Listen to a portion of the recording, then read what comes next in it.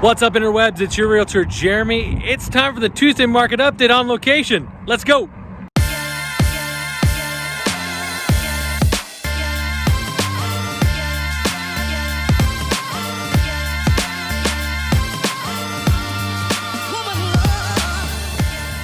right, guys, so the discussion of late is all about inventory because inventory levels just keep getting lower and lower.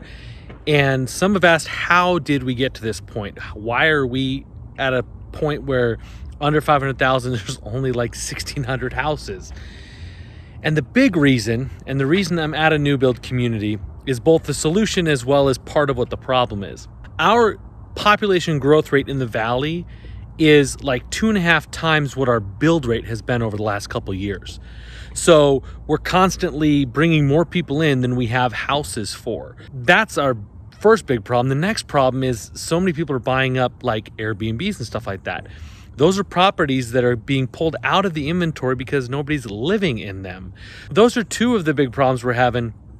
I don't know if you can say problems because Arizona's economy is so robust and so good that people are flocking here in droves from California, from Illinois. I think those are the top 2 states for last year of people that were moving into the valley. It used to be that somebody owned their house for about 7 years before they moved or moved up or downsized or whatever. Right now, that average is 10 years. So people are staying in their houses longer. People are living longer. It's kind of morbid to talk about, but with people living longer and being able to have good quality of life living on their own, they're not moving into assisted living or moving in with family and stuff like that. So people are living longer, staying in their houses longer, so they're not opening up those homes for people to buy. It is morbid. I get it. I totally get it. That's kind of why we're sitting where we are right now with low inventory. So what are some of the solutions? Well, number one is more new builds. And I'm at the Canopy by Maracay Homes, which is actually not super far out. It's a Lindsay and a little bit north of Chandler Heights. So it's not super out. It's not like you got to go out like way east Queen Creek or something like that to find new builds. So definitely going in all over the place. For that sub 500,000 point, one of the solutions is those people moving up to a different house, like upgrading their house. My family, we're hoping to make a move a little later this summer.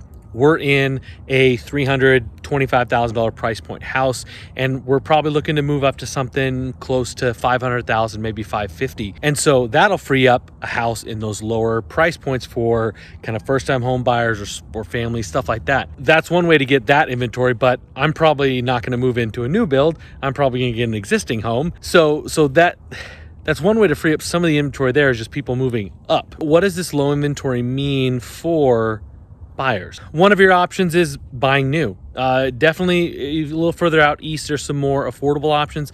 I know Canopy by Maracay is a little bit higher price point. They got bigger lots, bigger houses. I'm going to show you some B-roll footage I filmed driving through the neighborhood. It's just being built up now. Really, no matter the price point, but especially in the sub 350 price point, it is a jungle out there. And so it is super important that you set yourself up on good footing financially. So the better your loan, the better position, the more you've got down. Putting yourself in that financially better position will help you out big time. Another thing is having a really good agent. I cannot stress this enough, that if you have an agent that doesn't understand the market, isn't a shrewd negotiator, you are going to struggle to find a house. Even if your agent is all of those things, it's still difficult. But definitely set yourself up for success by hiring an agent that can negotiate well for you, understands the process, understands the market really well. I'm sorry, but your uncle who's got his license but hasn't sold a house in a year is not going to set you up to win. I love your uncle. I'm sorry. What does it mean for sellers? Well, it depends. If you're looking to upgrade or downsize, meaning you need to find another house, it can sometimes be a little bit difficult because with the lack of inventory, you're afraid that selling your house, you're not going to find the right house to move into. That is a valid concern for sure. So one of your options is you can buy something new as that will have a pretty fixed date for close.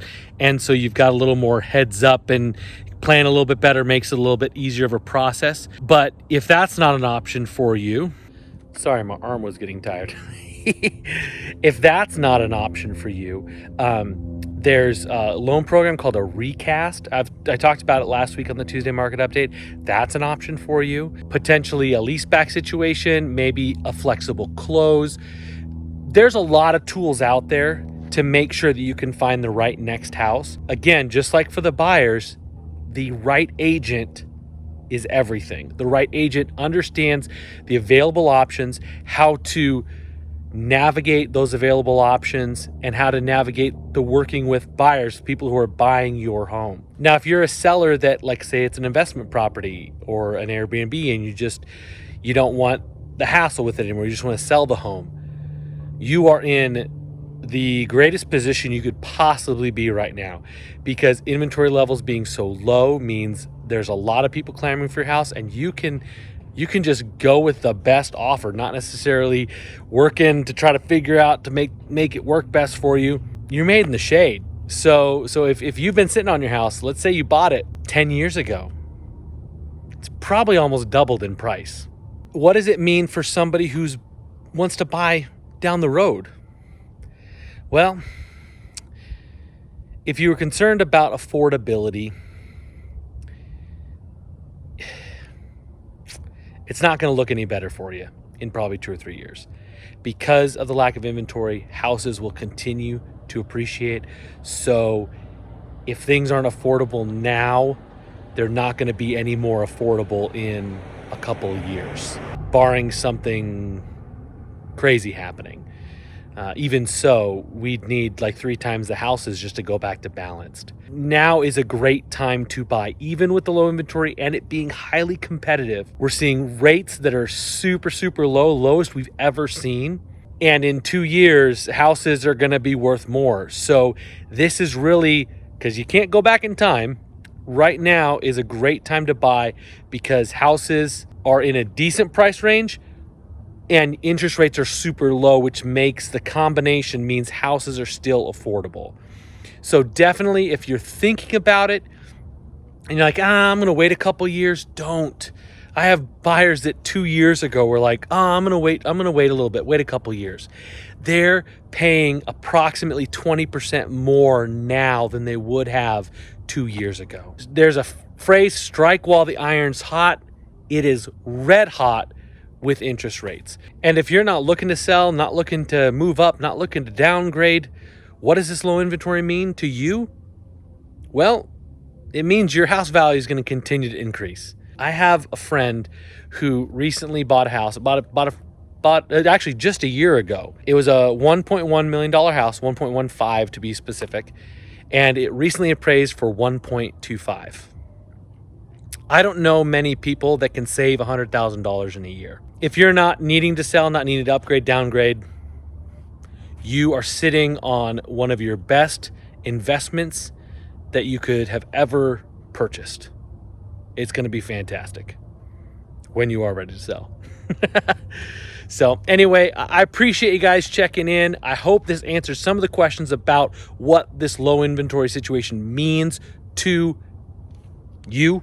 If you're a realtor and you want some tips, some ideas of how you can set your clients up to succeed, because I know I've got a lot of realtors that watch this. So if you want to brainstorm with me, I'm happy to talk with you about how you can serve your client best. And if you don't have a realtor you're working with, or your realtor has not sold a house in a year or only sold 1 or 2, talk to me, give me a call, because that's not setting you up to succeed in this market. It is competitive. It is a jungle out there. Let me be your jungle guide. All right, we'll see you guys next week on the Tuesday market update. Have a great week, everyone.